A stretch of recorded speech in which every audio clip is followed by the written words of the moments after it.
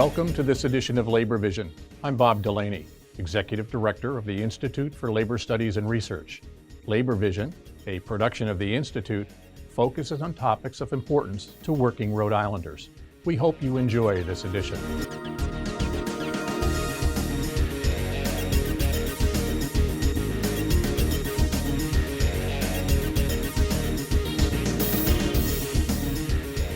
My name is Patrick Crowley. I'm the Secretary Treasurer of the Rhode Island RIAFL-CIO. With me is Fred Malaby, who's a certified industrial hygienist and one of our panelists today on a workers' response to COVID-19. We're trying to sort through a couple of issues with the technology, and we're awaiting for Jim Celenza, our Executive Director of RICOSH, to join on in just a few moments. Just so folks on that are watching know, this is a webinar format, so panelists are going to be making the presentation, and there will be an opportunity for some Q&A after the presentation. We're also going to make this presentation available for download and sharing at a later time. So, Fred, while we're waiting for Jimmy to jump back in, why don't you tell our guests a little bit about yourself and your work? Okay. I am the RICOSH trainer. I have a contract with RICOSH, and I provide training at the New England Consortium on hazardous waste site work, emergency response, that kind of thing. I also work with him in doing some other trainings that he get involved in, provide general support of that type. As you said, I'm a certified industrial hygienist. In 2015, I retired from the Occupational Safety and Health Administration, and as I say, I'm an industrial hygienist and certified safety professional. So the first thing we're going to talk about is a little of the basics of COVID-19 and kind of can we back up one slide, Peter? Oh, no, go forward. I'm sorry. Okay. So COVID-19 is coronavirus disease, short for coronavirus disease. The 19 is for when it was founded, 2019. COVID-19 is created by a virus. Now, it's important to understand a virus is different from other types of pathogens, things like bacteria, things of that nature, are metabolize on their own, and that's how they make you sick. Viruses are different in that they are genetic material wrapped in a protein shell. They inject that genetic material into the host cells and co-opt the host cells' metabolic processes to reproduce. So, antibacterial agents don't work with viruses. So we're really, and at the current time, we're talking about the virus that comes from, we think was originally in bats. Anyway, COVID-19 is usually mild, doesn't have to be. Symptoms are listed there. Most of them are upper respiratory. However, that's not completely true. I listened to an interview 2 weeks ago of a woman who was one of the first cases in the United States, and all of her symptoms were gastrointestinal in nature, and she's been sick for the last 2 months. But the average incubation period, by the way, is the time from when you're infected until you start to show symptoms. The average incubation is a little over 5 days, but it can be as many as 12 and a half to 14 days. Okay, next slide, Peter. Okay, why is it so much of a problem? Well, because several things. First, there's no human immunity. It's a novel virus. Novel means it's new. So humans have not seen it, and human immune systems have not seen it before. And the virus has a high level of shedding. And the second piece is that people shed the virus before they show symptoms, 1 to 3 days before they show symptoms, and can shed it after they have stopped having symptoms. So asymptomatic people spreading the virus seems to be a problem. There's now some question on how badly, but this is one of the things that can happen.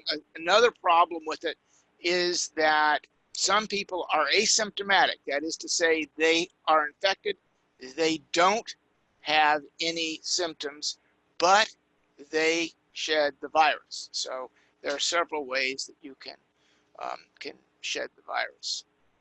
Next slide. Transmission can happen several ways. By droplets these are fairly large aerosols that when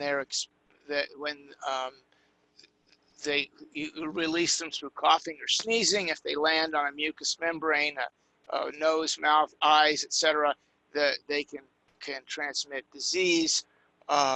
Contact, the droplet falls on a surface, your hand touches the surface and then goes to those mucous membranes again, and you can transmit the disease. Another route, fecal material, there's some evidence that you can spread the disease. Someone who's sick can spread the disease while they flush the toilet. But the big method of spreading that this virus seems to have is through aerosol. Normally, as you exhale the aerosol droplets, as the droplet evaporates, the virus that's in that droplet starts to be inactivated. But this virus seems to last longer. One of the reasons that the decision was made to recommend that people wear face coverings was so that they could capture more of that aerosol and reduce the concentration of virus that's being expelled when someone exhales. And we used to say that it was coughing and sneezing, but now just breathing is enough to shed the virus.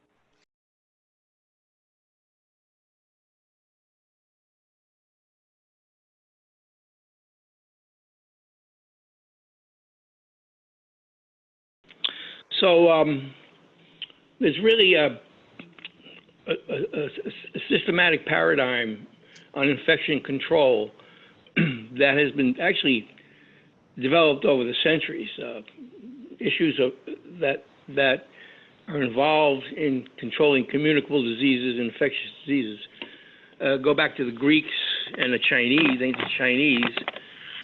Certainly some of the things that we see today in terms of quarantine, restricting travel, in certain situations, cordon sanitaire, which is not allowing people to leave a city like they did at Wuhan, basically quarantining not only people in their houses, but not allowing anyone to leave the city or enter the city without going through certain protocols, for example, delivery of food and stuff like that. So that there's a systematic approach that has been developed. A lot of this developed in, say, the 18th and 19th century, mostly as a result of the fact as Europeans developed their empires across the world in Asia and Africa, they ran into an issue with communicable and infectious diseases. Tropical disease became a major issue in Britain and France and in Germany, and they developed basically a whole subset, a whole school of medicine based on tropical medicine. And in fact, you can, in the United States, when people go to different parts of the world, I think Miriam Hospital has a tropical medicine unit there that you can go to and talk to them about, well, what do I need to know if I go to, Laos or Thailand in terms of what possible infections I might encounter there. So the system of looking at infectious diseases and trying to control them is fairly well developed. The World Health Organization, the CDC specializes in developing programs related to that. The European Union has their own CDC, which does the same. There's fairly uniform agreement about what the elements of these infectious control programs require. That's why when you see a lot of what happened in China, a lot of the material that they've produced in terms of the research that deals with the virus and how they dealt with it was instantly communicated through that system of infectious disease control. What basically the folks in infectious disease and everyone else looks for is a pharmaceutical solution ASAP. And that means we want to find a vaccine that will prevent us from being infected with the virus. We also want treatments that, if we are infected, and we will continue to be affected until there is a vaccine, that do something to mitigate what the virus does to us. That's why we see a lot of interest in certain antivirals and the president's unique ability to discover new and useful uses for malaria medications. But everybody's looking for something that's already in the toolkit in terms of treating viruses to use on this virus. And at this point, there is no standard that people have agreed that the community has agreed on that this works. There's people are using any possible product that they can find to use, and they're even using the serum of people who were sick and recovered to use their serum to introduce it into people who are sick now to see if that can reduce the viral load in people's bodies. I think you want to go to the next slide. Yeah, we can go to the next slide.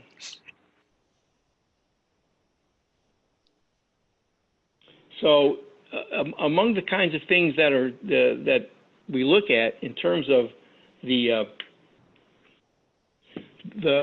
one of the things that's an issue, once you get the vaccine and you get some antivirals, the question is how that's going to be distributed, and that's going to be a complicated question. If you got a vaccine, you're going to have to vaccinate perhaps 7 billion people. That's a lot of vaccine. So there's going to be issues in terms of, who gets it and who gets it first. And I think that's already a discussion that occurs in the infectious disease community, as you might expect. Folks in the healthcare industry, in the hospital industry, whose job it is to deal with people who are infected and who are sick, are going to be among the first people that get this if and when they have a vaccine. Plus vulnerable populations, some of the elderly, and unlike influenza, this virus doesn't seem to attack too many kids, although there is a certain unique disease that is occurring among some children who have been infected by this virus.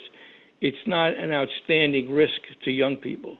So you might see, in contrast to the influenza vaccine, the emphasis won't be on vaccinating kids, it'll be on vaccinating the elderly.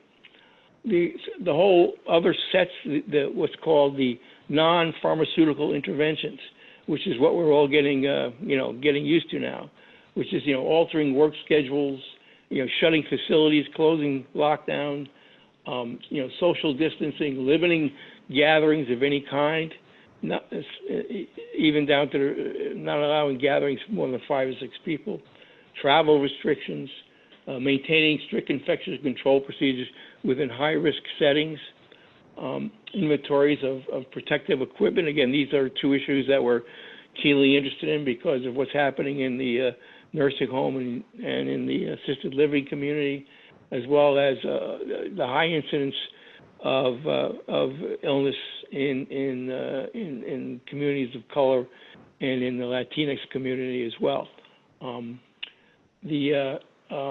inventories of protective equipment is obviously an issue that we're keenly interested in. This whole kerfuffle of terms of who's got the N95s, where are they, how can I get them? This is not only true of N95s in healthcare, it's true of gowns, it's true of face shields, it's true of a lot of the equipment that we deem necessary to deal with this situation.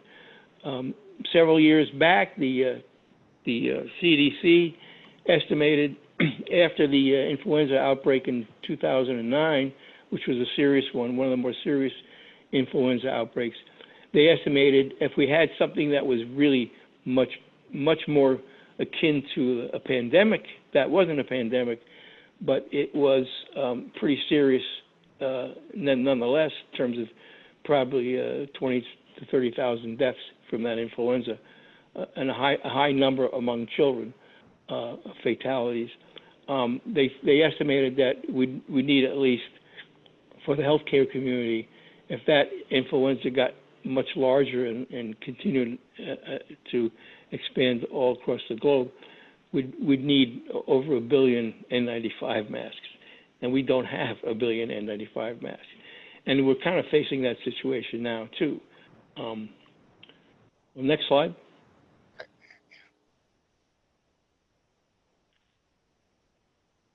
So one of the things that determines which strategies, of all those strategies we looked at, right now we're stuck with the non-pharmaceutical interventions. And that means changing how we behave, how we gather, where we go, what we do, which is a much more complicated situation than vaccinating people and providing them with antiviral medications. Transmission mode of any infectious agent is the key, and as Fred mentioned, this is mostly an airborne, but to some extent some surface contacts. But it's an airborne infectious agent, and it's highly contagious, but it's considered to be mild in terms of its mortality. If you look at TB or smallpox, both highly contagious and both extremely, a lot of morbidity and mortality involved in both those infectious agents. And there are agents that are difficult to catch, not easily transmittable. A lot of them are bloodborne agents. You've got to behave in a certain way to get exposed to a bloodborne agent. But Ebola is a good example of an agent that you don't really, isn't a respiratory infectious agent, but it's a bloodborne agent, but it's extremely morbid, morbidity and mortality is extremely high. And the same is true of cholera. Cholera is a significant problem, and it has much to do with the situation when there's a disaster and the water supply is contaminated.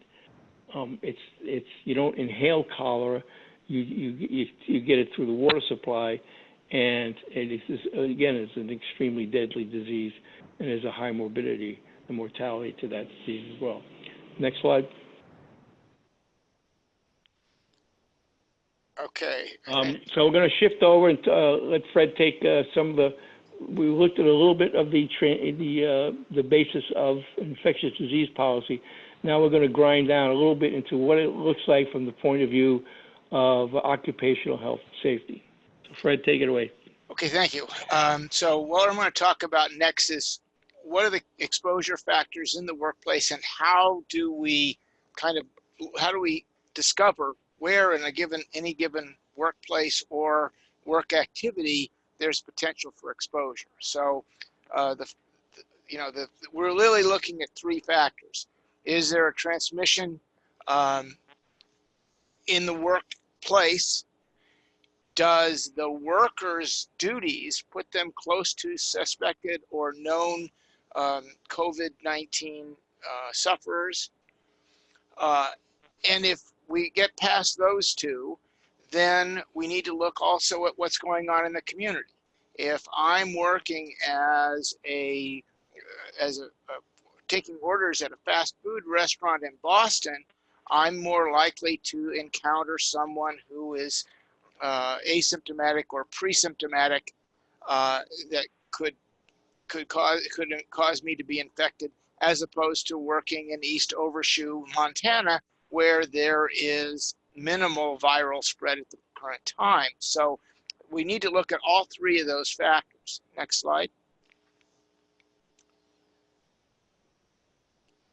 When EPA and NIOSH started looking at the different kinds of diseases, OSHA is big into triangles. And so they came up with this graphic to talk about the different levels of risk when we're talking about COVID. So the very highest risk are people working with known COVID patients that are doing something to that it causes them to directly contact body fluids. So bronchoscopy, sputum cytology, sputum induction, laboratory workers that handle and evaluate that sputum, people that work in a morgue and are contacting it during autopsies, things of that nature. Those are the very highest exposures. Those are the very highest exposure workplaces. If I back off a little bit, I'm still in healthcare. I know that it's very likely I'm going to either the people already have it or they are very symptomatic toward having COVID-19. Those are people in healthcare. Those are people that work in homeless shelters, that work in places that you see a lot of this kind of thing. And of course, what you do in those places also affects your potential for exposure. If a nurse working in a ward that has COVID patients has a higher level of exposure than the person that works in the kitchen in the same healthcare setting. So that also can have an effect on your risk. Medium risks that OSHA is talking about is where we're not talking about the first two bullets that I was talking about. We're now talking about the spread of the disease in the community. People that I may encounter that are asymptomatic or pre-symptomatic. Those are workers that work in places where populations congregate. So restaurants, movie theaters, retail, those kinds of things. And again, where you work can make all the difference. If I'm a cashier, I have a greater chance of contacting people than if I'm working in the back driving the forklift. Those can make a difference in your potential for exposure. The lowest risk are people that work where they encounter a relatively stable work population. So people that work in offices, people that work in manufacturing, people that work in construction. Obviously, there are gradations there. As we saw, meat production is a manufacturing type activity, but the problem that you can have with it is that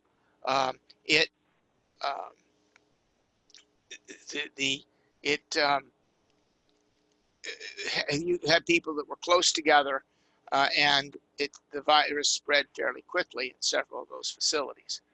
Next slide. Peter, okay, thank you. All right, so you're going to have to, why don't you just click through, that's going to bring up what I want to talk about now is risk assessment. Risk assessment is something that every good, or hopefully every safety program has.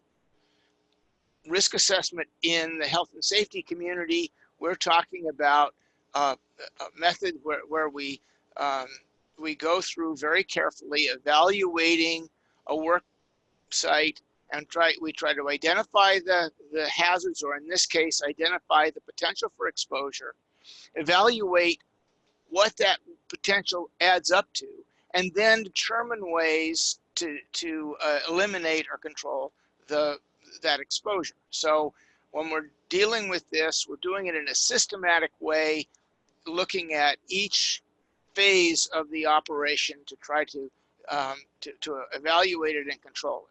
Next slide, Peter. Thank you. Okay, so when we talk about risk assessment, there's three things that I want to really, well, four things I want to talk about. The first thing is that risk assessment is something that should be done by both by management and by labor. I worked for a while with a facility that said that all their hazard analysis was going to be done by the safety department because they know how to do it. Well, yeah, we knew how to do it, but we didn't know all the steps to a given task. The people that do the job are the people that know what's going on. Unions can be a great place to consolidate the concerns of the employees so that it can be brought to management and dealt with. But at the same time, if it's all labor doing this and they come up with some great ideas, but they have no ability or to cause the ideas to become fact, then they're just, then they have no teeth to them. So you need a process that, and if you have a process already that you're using, then it should use the same process for evaluating exposure that you do to COVID that you do to anything else. And you know, there are several methods, as they say down here: job hazard analysis, job safety analysis, brainstorming, inspections. Many places use several of these. And when you do find something, does it get documented so that it can be put into practice later on? Next slide. A good process is going to involve decision makers that can decide that something needs to be done, is going to be done. It should include all key stakeholders. If you have, it should, as I said before, it should include the frontline workers, for both because you need to know what the jobs are, and you need if they're involved, you get their buy-in. The stakeholders that can be involved often are going to be people that are going to know how to get something done. If we're talking that we want to be sure that all the doorknobs, frequently touched surfaces, and our doorknobs in our facility, and we want all the doorknobs cleaned down once an hour, we've got to get a hold of whoever is assigning work to custodial staff to be sure that there's enough custodial staff that they can do the work and that they've got the proper supplies. So everyone that needs to be involved to get something done should be involved in the process. Next slide. This is a pitch for something I particularly like. It's job safety analysis. And what you do in job safety analysis, I'm sure many of you have seen this before, you decide on various jobs. You break the job down into its individual tasks, and that's the first column. Alongside each task, you say, what's the potential for exposure to COVID, to the coronavirus? And once you've done that, then you come up with what things would we do for that particular area to try to reduce the potential for exposure. And but this is just one method. There are others depending on the kind of work that you're going to do. Next slide. And I think we're back to you, Jim. Okay, thank you. So at this point, we want to look at, once we've made some sort of risk assessment in terms of what the exposures are like and who is exposed and where and when, how do we address to protect them from the potential for infection or co-infection.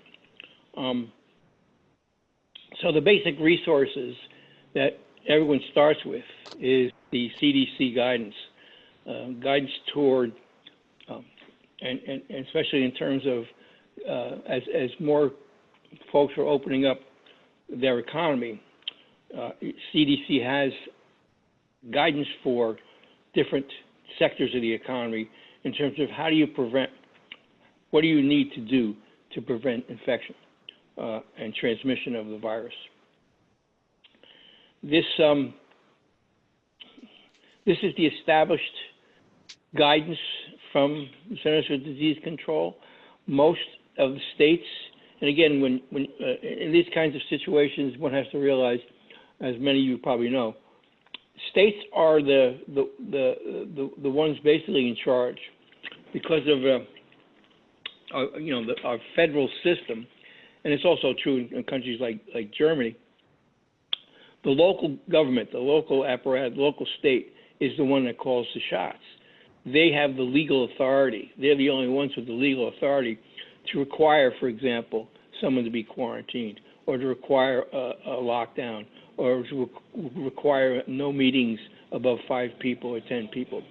The federal government cannot do that. Obviously, the federal government has a major role to play in terms of providing information, resources, coordination, and that's a big bone of contention, because the systematic approach that had been kind of slowly developing in the last 20, 25 years with CDC as its linchpin has seriously eroded in the last 3 or 4 years.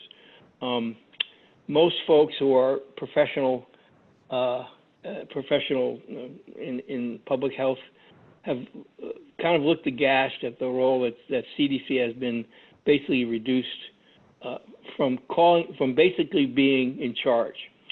If some of you remember when the Ebola outbreak occurred in the middle of Obama's presidency, a major infectious disease with horrific outcomes. And people in this country were worried, well, what happens when, it's a plane ride away? What happens when it comes here? What do we do?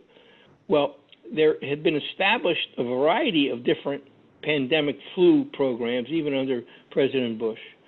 And they also developed a pandemic infectious disease program. So a variety of institutional networks are set up. Each state had some degree of buy-in to it. And basically, that's a frayed system right now. And one of the things that we really need is to re-embed a national focus to a lot of these issues. But right now, states call the shots. Governor Raimondo calls the shots in Rhode Island, Governor Baker in Massachusetts, so forth and so on. So they basically determine what policies are going to be followed. And when you look at the policies, they're going to say, according to CDC guidelines. So we've got to know what those guidelines are. That's the starting point. But doesn't always have to be the finishing point. There are other sources out there that I think are extremely valuable as we look to specific tasks in particular industries. The California OSHA, which is a separate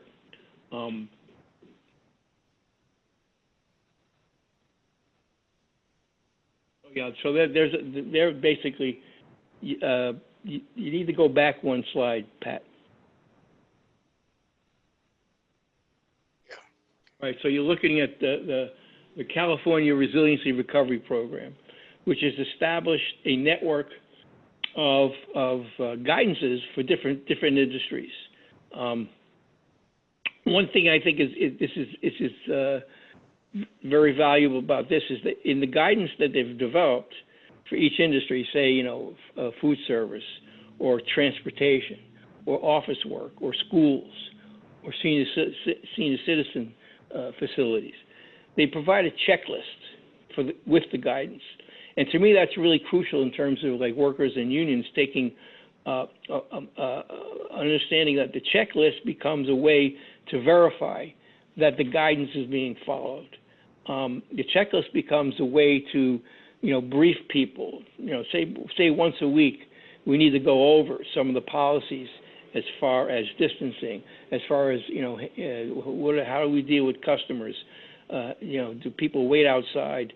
Should people be waiting in their car before they come into the establishment? Say it's a department store or a restaurant. How do we deal with some of these issues? The checklist becomes a way to reinforce the guidance that directs our behaviors in terms of limiting the potential to exposure. Are people wearing masks when they come in? Do people who work in the facility need more respiratory protection than just general masking? Are there needs for gloves and gowns? Are there needs for face shields as well? are the barriers going to be set up, and how are they going to be set up, and how are we going to control traffic through the department store, or through the food service, through the supermarket. Even, doctors' offices have to look at, what do you do in the visitors' room? How do you keep people 6 feet apart in the waiting room? One thing that if you look at the guidance for doctors' offices, it says get rid of anything you can touch. Get rid of the magazines, get rid of the lamps, don't have any surfaces that people need to pick something up. And then every 4 hours, someone would come in and clean wipe all the surfaces that are there.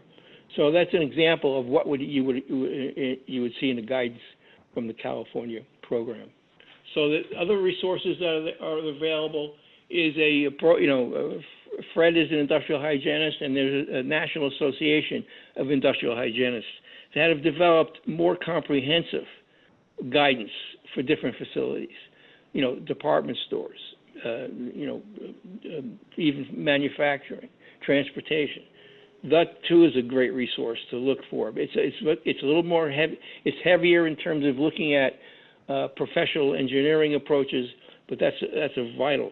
It can be vital, certainly in terms of looking at areas that need some engineering type controls. Rather than just trying to change people's behavior or how people move through a facility, there may be ways you want to change the airflow in a particular facility. And the final is an additional informational source I think is valuable is the American Institute of Architects have voluntarily produced a document that provides guidance from their perspective. And their perspective is critical because they're basically always looking at the envelope of the building. How does a building breathe and not breathe? How do people move in through and around it through that building? How they move into and out through the exits. So it's a perspective I think that we're going to have to pay more attention to, because what we're going to be looking at is moving people, especially in larger institutions. I can imagine in terms of universities and when we kids get back to school, how are we going to move people through the doors that we have there now, and how are we going to keep people from reasonably distant from each other as they move through these doors. So we're really the architectural approach I think is going to be very helpful in terms of thinking through these problems and coming to a reasonable solution. So next slide. So this is some of the interim guidance it talks about. Oh, there you go.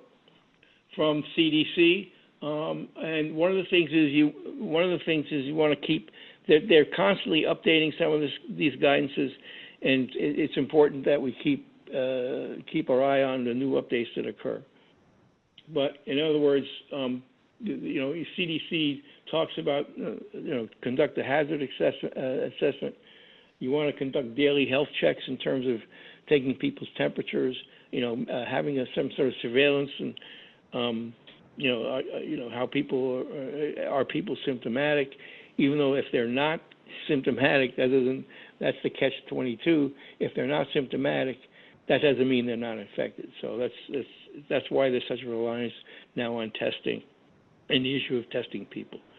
At this time, I think the Rhode Island Department of Health is now developing protocols to look at specific occupations where they want to expand the testing of those occupations. Whereas before they basically said you need to meet certain criteria. Now they're going to, I think, look at areas where, for example, nursing homes is a good example. They're going to look at really, testing everyone in a nursing home, and the residents as well as the workers, independent of whether or not they're showing symptoms or any other criteria that has been used in the past.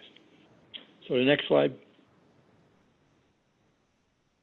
Here's an example of some of the things that the California documents, obviously some of it would overlap with many of the kinds of sectors and institutions we have here in Rhode Island. Next slide, please.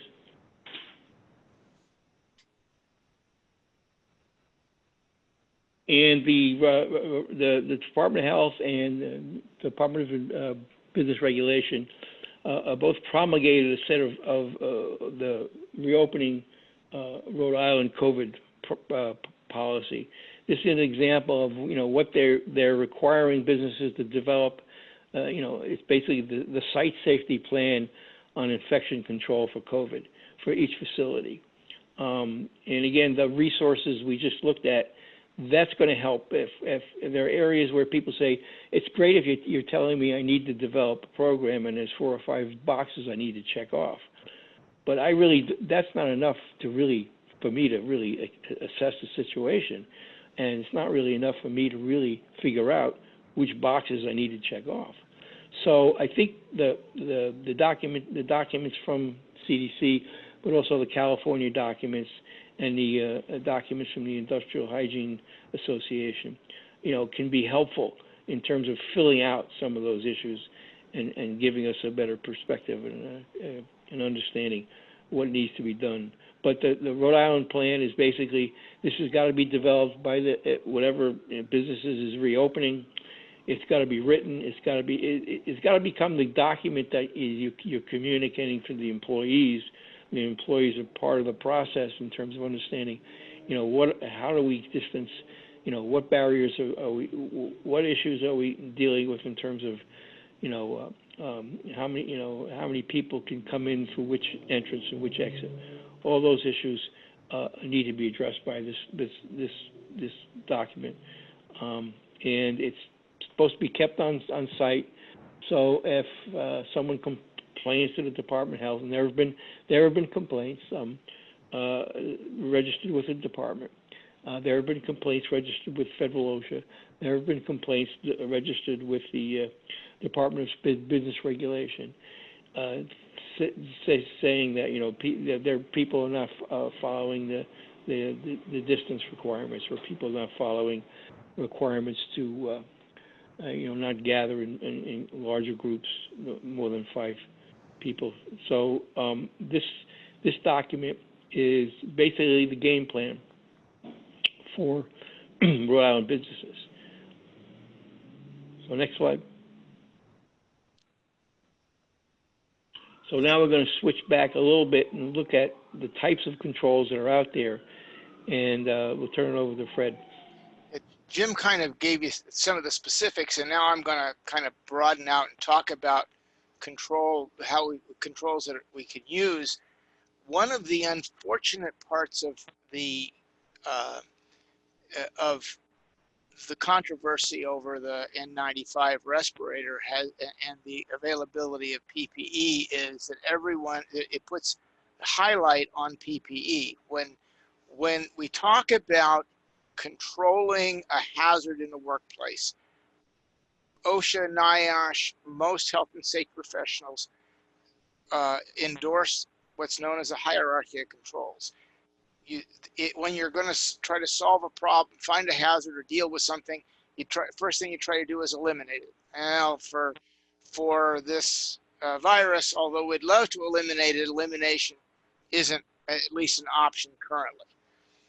Substitution, you can't, again, not something that would be useful for the virus. However, if we're talking about we're going to disinfect a work surface, we're going to do something along that line, you may want to substitute a less hazardous chemical for a more hazardous chemical, or substitute a method of application of that chemical so that you have something that doesn't affect the skin or the body as much. So substitution is the next level. Then the third level is to isolate the worker from the exposure. So we're talking about engineering controls and that kind of thing. Then if you can't do that, or to the extent that doesn't work, you start looking at how do I change people's duties, the way people work, standardize work activities so that I reduce exposures. And the last line of defense is personal protective equipment. So now, next slide, please. So when we talk about putting these engineering controls or other controls into use, first we start with the hazard analysis. We go to the control measures. Once we've done that, now we need to evaluate how well that's working and come back and look at the controls and make sure that we make proper changes for them. Next slide. So there's some basic things, and Jim's covered these already to some extent. Stay home when sick. That is something, as we're moving into people going back to work, that's something that is going to be going to take more activity for the typical employer. It's going to mean several things. First of all, if the worker is sick, they need to feel that they can stay home and not try to be a hero, that they are properly compensated while they're at home, that there's some method that they can do that. And as we move forward, that's going to be a bigger and bigger issue. Another thing that goes along with that, if you have someone that is found to have COVID-19 and the health department starts doing contact tracing and they find other workers in the establishment, or they find a worker that when their outside activities had contacted an active case, then they may wind up quarantined. And now from the standpoint of getting work done, from the standpoint of the employee being proper, feeling that they're compensated for that activity, that's something that needs to be looked at. You need to have resiliency in that particular piece. Besides that, the things that we talk about, washing hands or using sanitizer, one of the common misunderstandings is that sanitizer works better than washing hands. That's not true. The washing hands actually does more to kill the virus than a sanitizer. If you're going to use hand sanitizers, be sure that you use something that's 60% alcohol or more. Avoid touching your nose, mouth, and eyes, which if you're me, that's been one of the greatest struggles going. Cover coughs and cover your coughs and sneezes with tissues or in your elbow. In your sleeve, you've seen some of this kind of thing, and dispose of any tissues that you have in available bins. Avoid close contact with coworkers, the 6-foot distancing, and avoid shaking hands and that kind of thing. Those are sort of the basics we work from. Now let's go on. And so let's talk about hazard elimination methods. And this is what they've put together. We disinfect, doing disinfection and cleaning of surfaces that people might touch. And there's a number of them listed here. We talk about the hand sanitizer, break rooms. Be sure that you've got distancing, that they're regularly disinfected, cleaned and disinfected on a schedule, that we have temperature and symptom checks of workers. Are all hazard elimination methods that can be available. Next slide. Engineering controls, ventilation, as it says here, drive-through services, plastic shields. If you already see them in grocery stores, you see the plastic shields that the cashier keeps you and the cashier apart from one another. Sneeze guards have some effect, although one of the things that I go back to is that exhalation is exhaling your normal air can spread the aerosol fairly easily. So you want to be sure that you keep that in mind.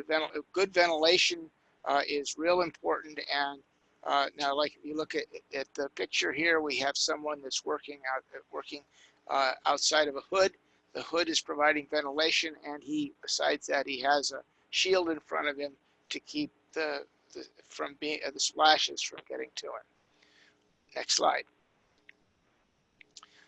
Some other engineering controls. Here, you just click through this. This is another one of those and these are some of the other things. Reorganizing workspaces, workstations so they're at least 6 feet apart. They're talking about what does it take to, and for a restaurant to open, they got to have 6-foot distancing. That's 6 foot between customers. So that's more than 6 feet between tables. Be sure that your barriers are in place. And when you're talking about reorganizing a workspace space like a restaurant, doing things so that you reduce common touch surfaces. What are you going to do about menus? How are you going to deal with those, with other kinds of things when you're talking about the waitress or waiter dealing with the person at the table? How is that going to be done? You're going to have to reorganize the way that people enter and exit spaces. I was listening yesterday to a presentation for safety directors in the construction industry, and one of the things that was talked about was they had a conference room that was supposed to fit 24. They were able to get 6 because of the distancing. And then they had any conference room that didn't have two doors, they weren't using because they needed to be sure that you didn't pass each other in the doorway. So they had one way in, one way out. So reorganizing how people do this. If you're talking about something where you normally had a waiting room, you either come up with a larger waiting room, or you have. I know that I've got 3 places that I'm going to be going next week to get haircuts and a dentist and so forth. And on all 3, they've been telling me to show up, call them, and they'll call me when it's time for me to come in. So that I wait in my car.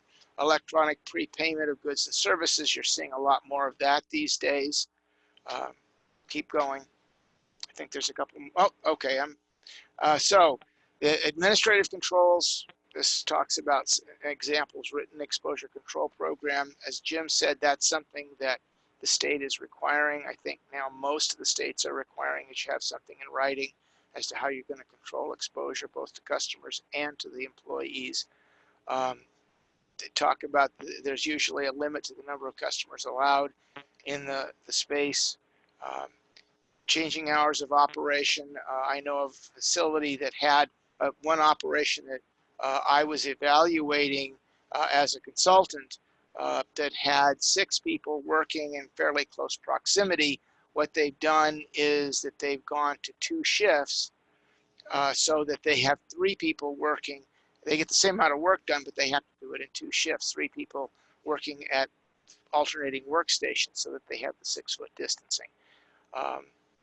Switch to takeout and delivery only. That's something that of course we saw a lot in the last few weeks, and discontinuing non-essential travel. Next slide.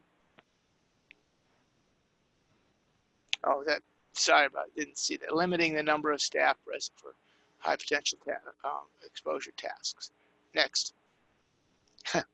And of course, training. Training is very important. When you're changing what you're going to have people do, you want to be sure that all the workers have received training as to how they want it done. Then this is talking about adjusting policies for things like temperature and symptom checks before coming to work, possibly during work, depending on how long people are there, using email, phone, teleconferencing. One of the things that I was listening to another presentation that someone that said that even when people are in the office, to the extent they can, they're meeting via electronic media, just to avoid face-to-face because they can't get enough people in a conference room to do any real good face-to-face contact. So all of those things are things that we're going to have for the next little while. Next. Identifying choke points. Jim talked about this already to some degree. How do we get people to a different floor? We do training. I'm writing a program for the training group that I work with in Lowell, and we're trying to figure out how we're going to get people to the 5th floor. We have 2 elevators. We can't put, if we're going to 6-foot distance, we can't put more than 2 people on the elevator at any given time. There's 500 people that work in that building easily. How do you get people up into those areas? So you want to avoid choke points and hallways, hoists, Bathrooms, one of the things that's commonly happening now is they're advocating taking the door off of the bathroom and putting a modesty shield so that you walk around, and it avoids you avoid touching surfaces as much. High touch areas are something they're trying to reduce. And of course, social distancing. Next slide. This is talking about the need when we do anything that is orienting workers at the beginning of a day or at some point during the day. You're going to have to modify how that's done. You can't pull everybody together. This is your traditional toolbox talk. That is going to be something that be more difficult to do. You may have to do several of them. You may have to try to, I was listening again to a presentation where they were having people, the people would report to work and then they would take a truck. They each would take a truck to go out on delivery. Everybody got a phone and the phone was Bluetooth to the truck. And while they were going to their first site, they tuned in and they got their toolbox talk. So there's a number of ways we might be able to use technology to get some of the training done as well. Next slide.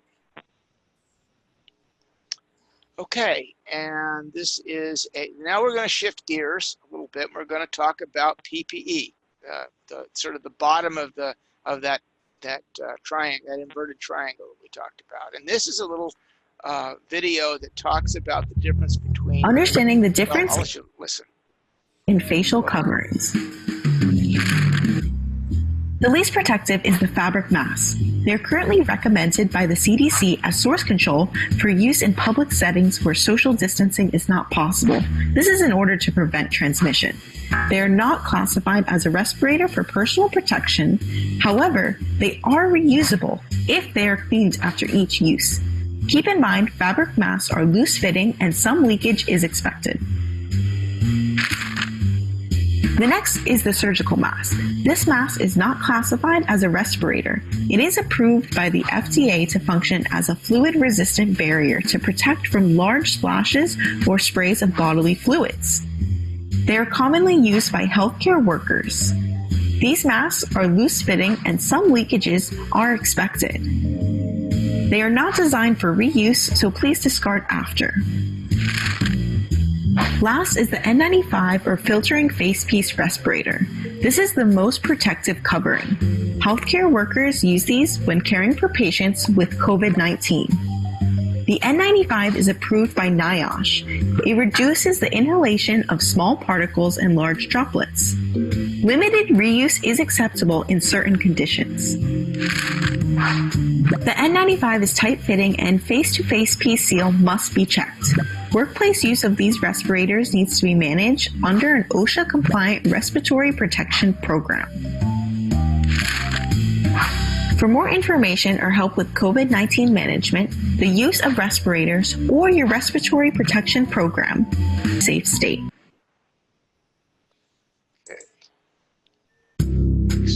Next slide. Okay, very good.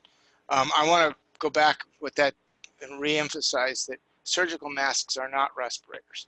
They are designed to capture that viral load as it's coming out of your mouth. They're also designed, in the healthcare community, they're also designed to capture any splashes that might go towards your mucous membranes, but they're not tight-fitting. And air is like people, it takes the path of least resistance. So if you're using them and you inhale, you're going to pull particles in around the edges. It does not fit tight to the face. And that brings an important point to any respirator you're going to use. You want to be sure that you have a good face-to-face piece seal.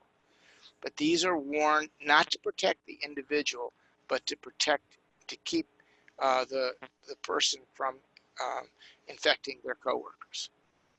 Next slide. This is talking about N95 respirators. This is and how to put them on. This is a picture of a poster that you can download from OSHA's website. Essentially what it says is that you take the face piece in your hand, you put it up against your face, put the lower strap on first, then the upper strap. The upper strap should go over the top of your head. The lower strap should be going around the back of your neck. Then once you've done that, you want to use 2 fingers, not your thumb and your finger, but your first 2 fingers to smooth down the metal strip along your nose. And then you put your hands over the respirator and you do a fit check. You need to be trained to do the fit check. What you're going to do is you're going to hold the respirator over the edges of hold your hands over the edges of the respirator, and you're going to breathe in and out. You're going to try to see whether that respirator, that piece of cloth is moving with your breath. If it is, then you don't have air going around the sides, and that's what you want. You want that. That's a good seal. Anyone who's wearing one of these should not have facial hair or anything that interrupts that face-to-face piece seal. When you take it off, they also doffing the respirator is also important in that you want to avoid having the outside of the respirator touch your mucous membranes. So you put your hand on the respirator, you pull the lower strap, then put your head down, pull the upper strap over, move the face piece away, and then you can either throw it away or whatever you're being directed to do with the respirator. So that's the donning and doffing technique. A lot of folks who are involved in occupational health and safety, the professional community itself, are always wondering why people, why so much emphasis is put on the N95s, when in fact it's really not. It's as if you can only buy one type of car. We can only buy a Chevy. You can't buy anything else. A Tesla, you can't buy a Ford. You can't buy anything else. There are a whole range of respirators, all the same, operating on the same principles, basically what they call air purifying respirators. They reduce the contaminant outside the respirator as it goes through a filtering medium where the person breathes it. N95s are effective. When I say N95, that means they're 95% effective, but it also means they're 5% ineffective. And there are N100s, N99s, and there are a whole range of respirators, half mask, different types of respirators that are available and are utilized. So in the community itself, the occupational health community is saying, why aren't people looking at the other classes of respirators? Because number one, they're in a way a lot easier to use. The fit of the N95 is based on basically 2 fairly flimsy straps, and they kind of loosen and get corroded fairly quickly. They lose their elasticity.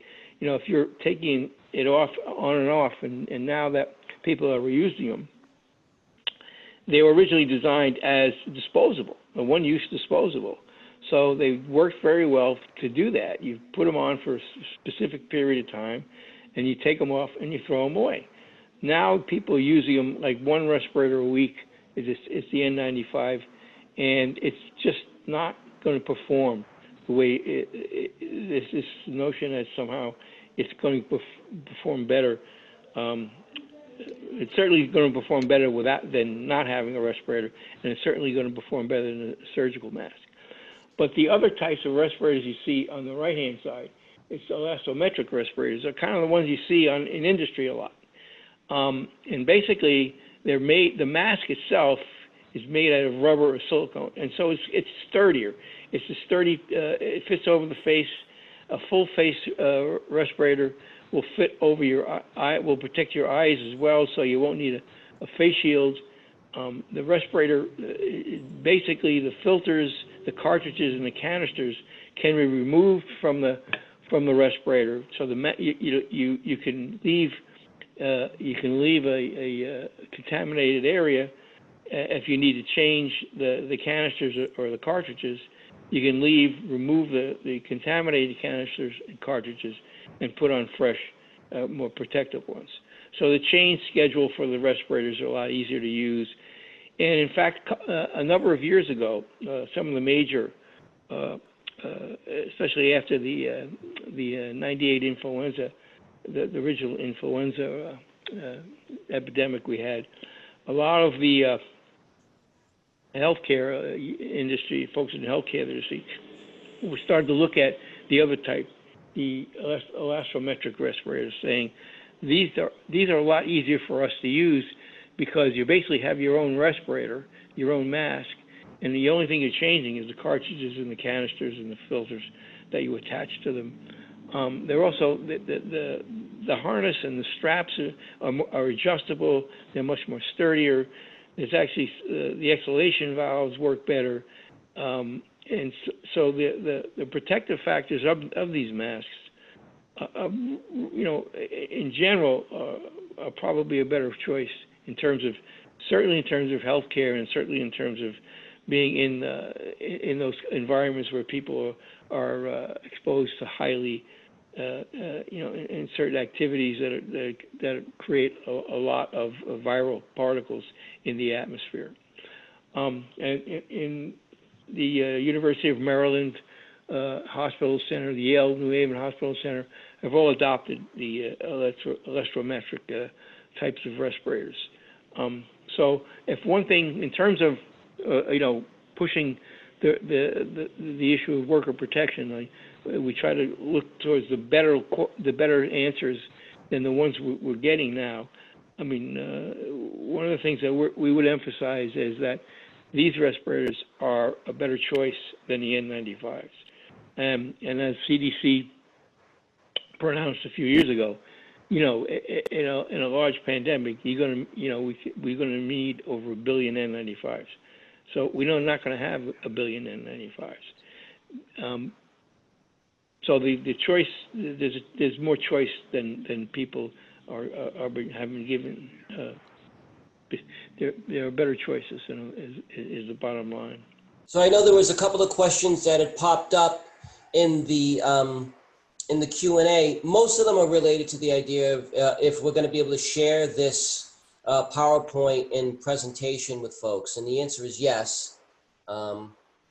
So I think for the sake of time, Jim and Fred, if you can share your email addresses with everyone now, and then if they have follow-up questions, they can email it to you, and then I have the chat saved, and I can share those questions with you and our attendees, and if there's things that you are able to respond to, we'll do that.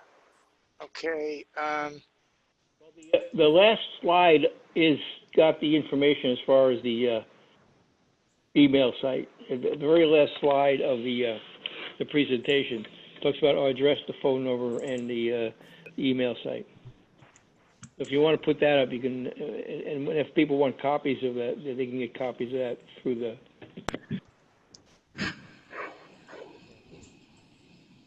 There it is. Can you see it?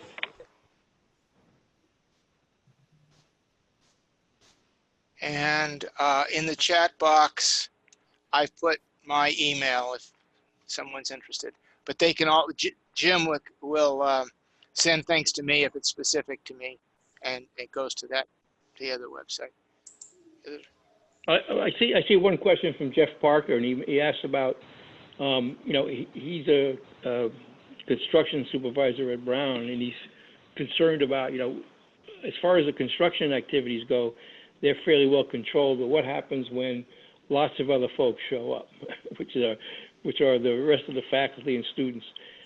Right now, the enforcement of this entire approach is in the hands of the state.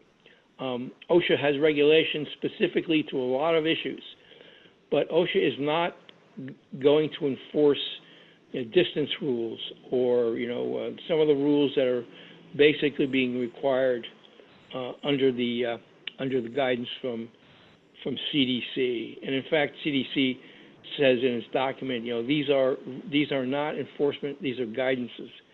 So when people say guidance, they mean they're not going to enforce it. Right now, the Department of Health and the Department of Business Regulation are the key modes of enforcement. Whether they have the capacity or the resources to do it on that level is a very good question, and that's true of every state that's facing the same issue. But in a sense, when there's a pandemic, and the pivotal role is the Department of Health and the Department of Public Health in other states that are the ones who are basically seen as the enforcement agency. Fred or Jim, any last words before we sign off for folks? I'm willing to answer any questions if folks have them. Senator Jim is too. Thank you, everyone, for listening. I'll turn it over to Jim. Yeah, God bless our teachers who have to teach through this mechanism. Oh my God, this is really to me it's completely antithetical to the whole tradition of worker education and public health education. It's just really hard to sustain a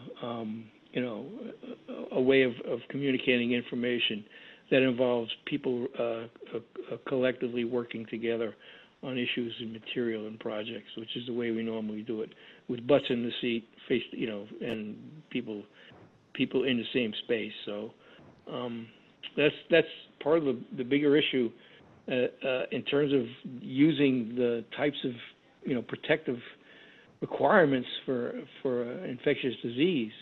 If you're constantly separating people, and especially we see it in the people who can't visit their elderly, their folks in nursing homes and stuff. There's an incredible amount of stress that's created, and I think it's something we really have to think about how we as we move ahead. Absolutely. Well, Fred, Jim, on behalf of the Rhode Island AFL-CIO and George Nee, our president, and all of our members, I just wanted to say thank you to both of you for taking the time. Incredibly informative discussion, very useful, and I'm sure our members will get a lot out of it. Thank you very much for your time. For those people who are attendees, we will be making this public in a number of different forums, including hopefully Labor Vision, as well as what other social channels we have available. So thank you very much for your attention, and have a great night. Thank you for joining us for this edition of Labor Vision. We appreciate your input and encourage your comments. Labor Vision can be seen on this channel 3 times each week: Tuesday at 7 p.m., Thursday at 8 p.m., and Saturday at 5 p.m.